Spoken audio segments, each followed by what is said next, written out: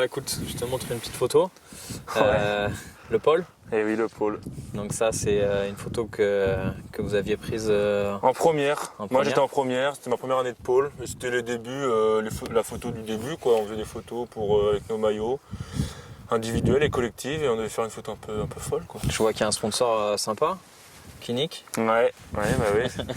Le monde est petit.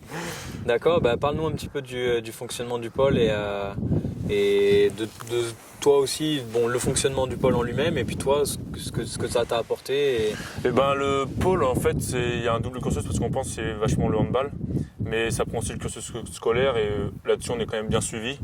On a des CPE qui nous suivent, on a M. Charder qui est un peu notre responsable dans les cours. On avait, parce que je ne suis plus.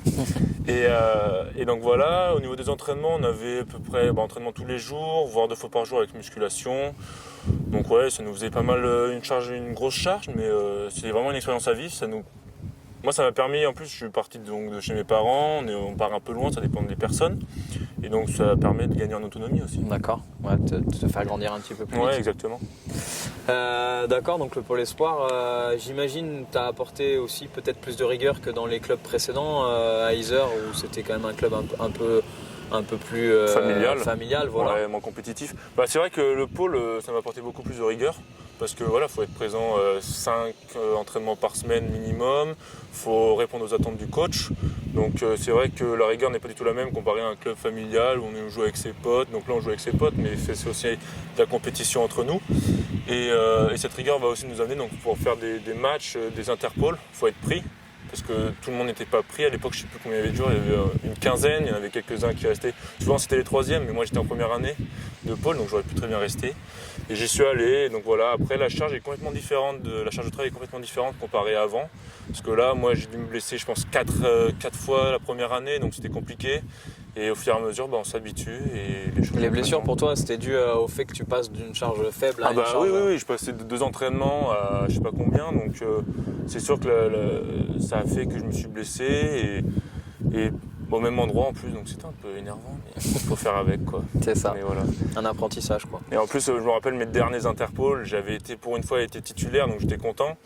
Et 30 secondes de jeu, je me blesse et j'arrête. En plus, c'était sur 3 jours, donc il y avait plusieurs matchs, il y avait vraiment un esprit de compétition. Un peu de frustration, quoi. Et donc là, j'étais un peu frustré, quoi. Ok. Du coup, dans la foulée de ces dernières années de pôle, tu étais en championnat de France. Ouais, j'ai intégré Cournon en moins de 18 championnat de France, avec un coach Xavier, ouais.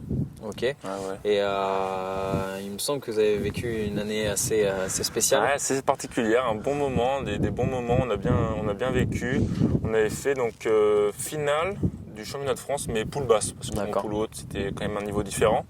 Mais voilà, on est allé à Bordeaux, on avait fait nos 8e et nos quarts à Villeurbanne.